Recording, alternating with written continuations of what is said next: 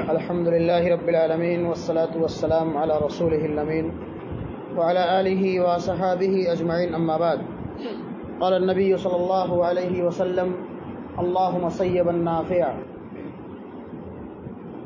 محترم بھائیو بزرگوں، یہ اللہ رب العالمین کی حکمت اور مصلحت ہے کہ اللہ نے موسم کو 3 حصوں میں تقسیم کر رکھا ہے: ٹھنڈی، گرمی اور برسات کا موسم۔ برسات کا یہ موسم چل رہا ہے، اللہ رب العالمین کی رحمتوں اور برکتوں کا نزول ہو رہا ہے۔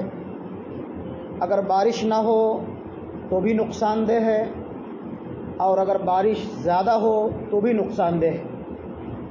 ہر چیز کا ایک لمٹ ہوتا ہے، لیکن اللہ رب العالمین کی حکمت اور مصلحت کے سامنے کسی کا کچھ چلنے والا نہیں ہے اور کسی کا کچھ اختیار نہیں ہے۔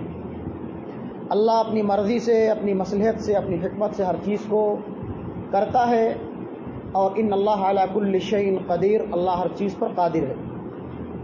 بارش کا یہ موسم چل رہا ہے اور الحمدللہ کئی دنوں سے مسلسل اور مستقل بارش ہو رہی ہے۔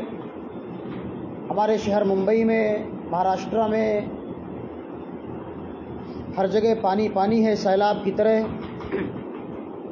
ایسی صورت میں حکومت کی گائیڈ لائنس ہے کہ ہم ٹرینوں کا، بسوں کا سفر کرنے سے اپنے آپ کو بچائیں، احتیاط کریں، کہیں آنے جانے سے اپنے آپ کو بچائیں، اور اپنے بچوں کو، اپنے گھر والوں کو بھی اس کی تلقین کریں، اس لیے کہ کب کیسا حادثہ پیش آ جائے۔